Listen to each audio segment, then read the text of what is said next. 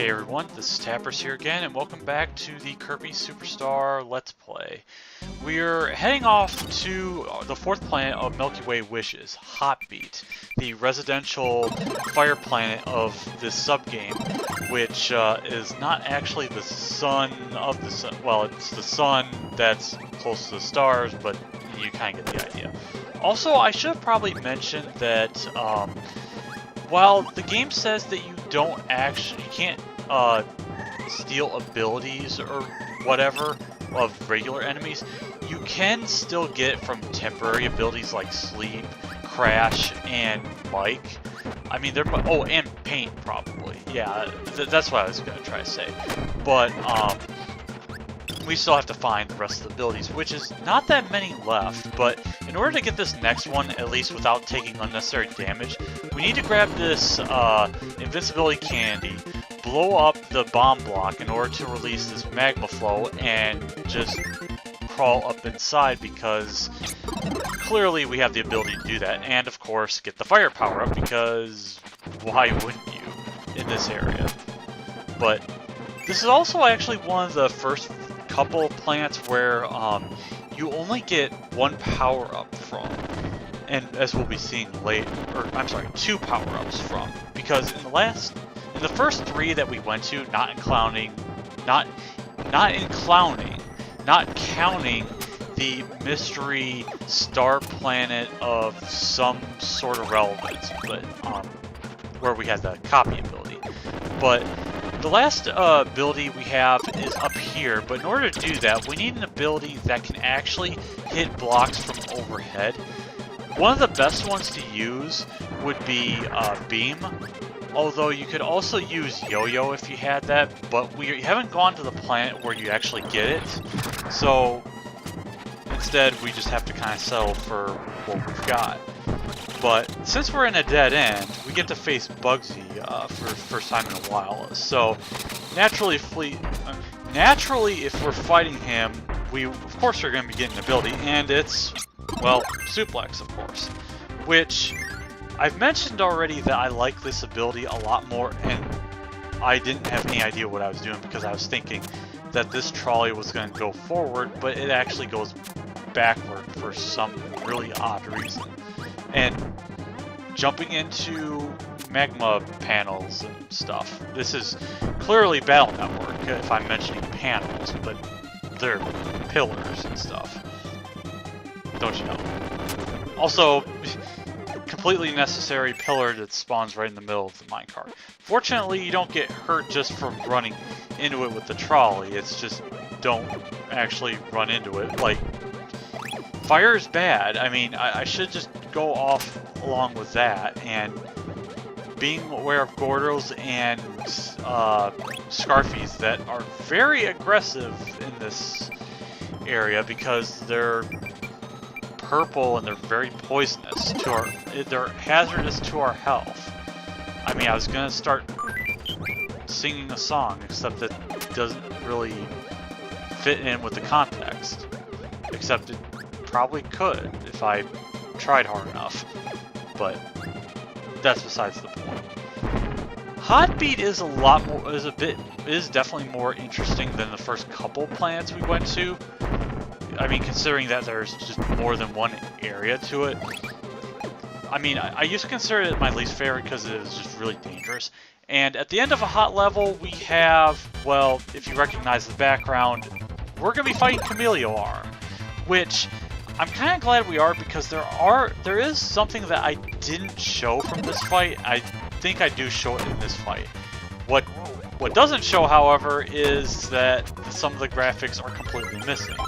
And we're gonna naturally get, and then Tack just completely took away my inhaling ability, which kind of sucks, but we can at least listen to the glorious battle theme, which I love squishing myself around to and predicting, obviously, certain attacks and stuff, but now we actually get to see what Paint does to Chameleon Arm. And if you probably have a guess, well, it makes him visible. I mean, with Heavy Lobster, it made him blind, which is a little odd, but here we actually get to reveal his true colors, and then he can still go invisible anyway. But yeah, that's pretty much all Chameleon Arm does. I mean, he is on a mostly set pattern, though he can kind of switch it up slightly if you're not careful. I didn't exactly explain him in good enough detail during Great Cave Offensive, so I sort of made up for it now. But yeah, that's star number 4. Naturally, we got out of Barrel Volcano, and now we're heading to the inside of Land's End, which is, well, Cavos actually. It's a cave with ambushing enemies. More ambushing enemies. Gordos near ladders. That was my fault. And as we'll soon see, a bunch of mini-bosses that are a combination of required and not required. And unfortunately, I could not actually pull off the instant win maneuver there. But instead, I, well, died to Chef Kawasaki because I got plated pretty badly. So, yeah, I should mention that this is actually the second take of Milky Way Wishes, because the original one was sloppy in a way, and this one's not, well, it's better in a way, but there was it was a pretty bad death right there. But I get to do stuff like just completely destroy Chef Kawasaki with the Wheelie Rider ability. Also, another thing that I probably didn't even get to show until now is that if you get rid of your helper and try to swallow the ability, nothing happens, or rather, it doesn't work. But what does work is suplex if you know what you're doing. The one thing you have to be careful is if Poppy Bros Jr. decides to jump high and throw his bomb. But another thing that I noticed, and I probably didn't mention this during Sky High, when you do see him briefly in that little cloud maze area, is that he can actually hurt himself with his own bombs, keeping true to the poor life choices being made by himself and his next of kin. But this area is a maze, as I've mentioned, and also yeah, he exploded himself after he pile drived me because invincibility frames are kind of a bitch to the enemy AI if you're not really careful. So I didn't actually have to worry there. But the place is amazing, and apparently this one didn't want to trigger for some really odd reason. But the abilities are not really hard to get in this area. I mean, as long as you explore and aren't lazy. I mean, most of them will come very easily. So there is that. I don't know if I've mentioned this, but the music here was a Chocolate Cave, I think it was. It's really funky. Or Cocoa Cave. I kind of already forgot the area in Dynablade, or I mean, not area, but rather the music. But I mean, it may as well pass for being the same kind of area, since you did have a bunch of upward and downward cave slopes and all that. But it was here where I kind of forgot where the power-up was in this area, because there's actually 2 in this large maze room, but there is actually 3 in Cavos altogether. What we need is actually over here, and if you can pretty much guess, Bonkers does have something of major interest. So yeah, Bonkers doesn't really stand much of a chance, and defeating him, we get the almighty hammer power-up. I am a little disappointed that this game didn't have kind of a hat or headwear for the hammer ability, but it's still pretty useful all the same. Nightmare in Dreamland, you already know it has kind of like the white bandana headband wrap thing, whatever you want to call it or something. The same can be said about was in Superstar Ultra. So there is that. Although from what I heard, they did nerf the hammer ability, although I couldn't really tell you. And one thing I should tell you is that while the switch seems to be on for the longest time, you do want to at least hurry up, otherwise you waste precious time like I did. See, I kept thinking, if I stay near it, will it stay activated? But then I realized when I get down here, suddenly the door closes and it's like, well, I just lost all that time, so shoot. But fortunately, getting back up here isn't as bad, and then of course you can still just shoot popcorn at it and get into the door, and we get another cave-like ability, Stone, which, from playing Superstar Ultra, Stone feels a lot more natural, or at least more usable in this game than Ultra, because it seems a lot more stiff. Because, I mean, it seems like there's a cooldown period with transforming, and you don't, like, drop as fast as what you really should. But, yeah, in a cave area, well, take a guess what we're going to be facing. It's the final boss of Great Cave Offensive, Wham Bam Rock, or the head and hands bosses I've kind of already mentioned. And I also probably mentioned that he does look a lot better, or I mean, looks a lot more interesting in Superstar Ultra. Mostly because his face is a lot more detailed or something like that. And maybe not as... I mean, it looks a lot more blocky than what you see here. I mean, with the face. But I do at least like the attention to detail that the eyes are just watching you like a hawk. I mean, it's relevant because there's no hawks in this sub-game. Instead, there's a bunch of rocks and caves, and all the plants that are the seasons. Because naturally, we're in Moleville Mines. We gotta sing the Moleville Blues, or some sort of rap that I don't really remember.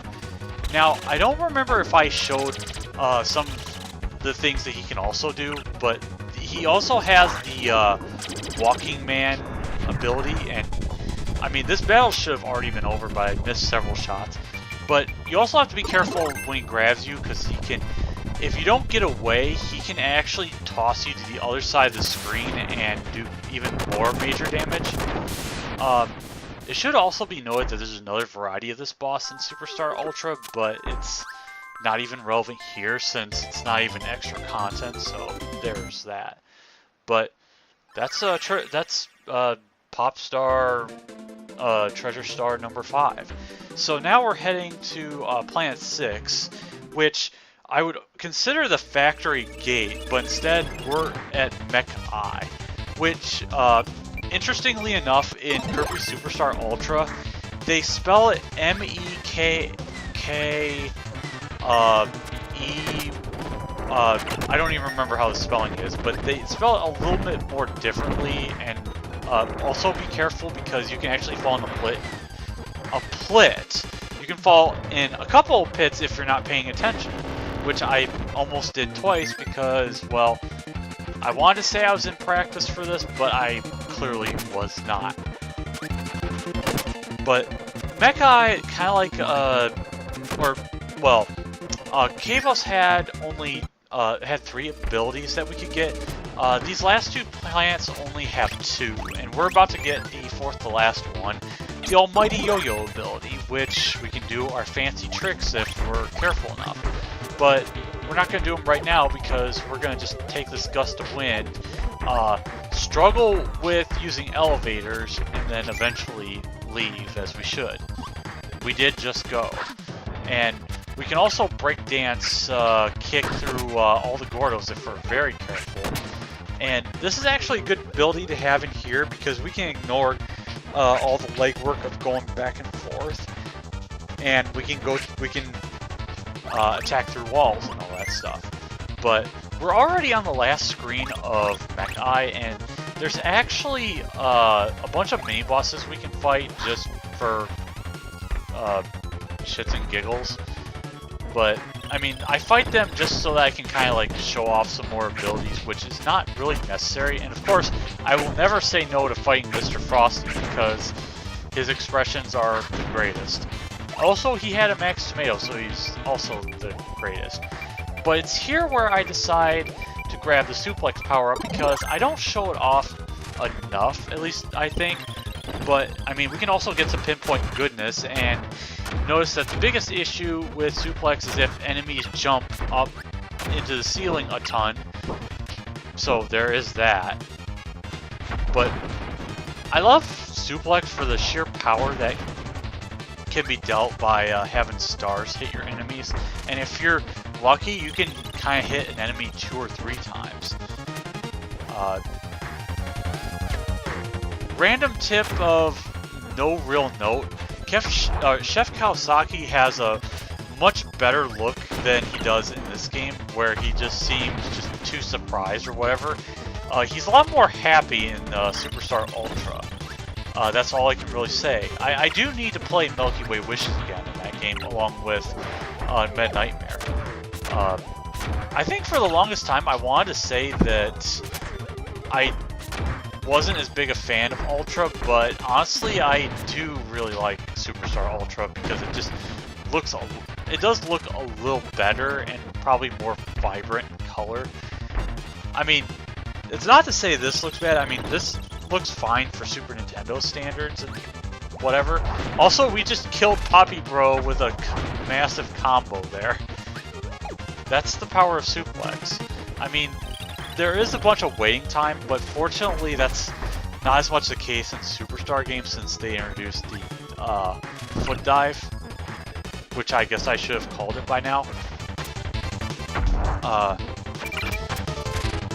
The only problem with going after all these mini-bosses is the fact that I'm taking heavy damage since, well, I have to be really careful, but just gotta get those double attacks, and that Bonkers didn't give me anything there, so I'm actually heading to the last mini-boss we have here, which is Iron Man, which isn't exactly tough as long as it doesn't jump, and if it decides to strut stuff, everything's fine. And you also, yeah, I actually am liking suplex more and more.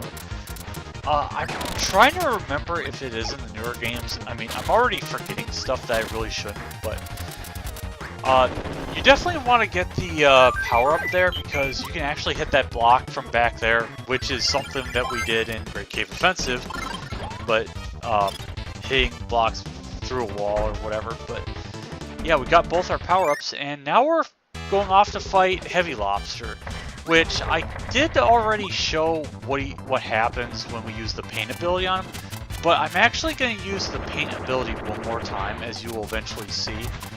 So I am letting this battle play out as we wait for him to attack, and this is one of the rare cases where he actually uses the same exact attack from his claw in a row, which is kind of surprising. But fortunately he gave me paint right after that. So how does he act when he's painted over? Well, you know he does move aggressively, but while he's painted and can't see, which is really weird for a heavy lobster thing, which does look like a lobster now that he's painted, as he should be, he does act very erratically, kind of like what your partner does when it just goes off on its own sometimes. But yeah, Heavy Lobster is backing up randomly because it doesn't really know what to do. So naturally we're right here, but then suddenly it decides it wants to just, yeah, we just completely destroy him with Wheelie Rider. It's really good ability to have for that fight. I mean, I never really mention battles where certain power-ups are good or bad in certain ones. Oh, and we're at the end of part 2, so we'll see you part 3 next time.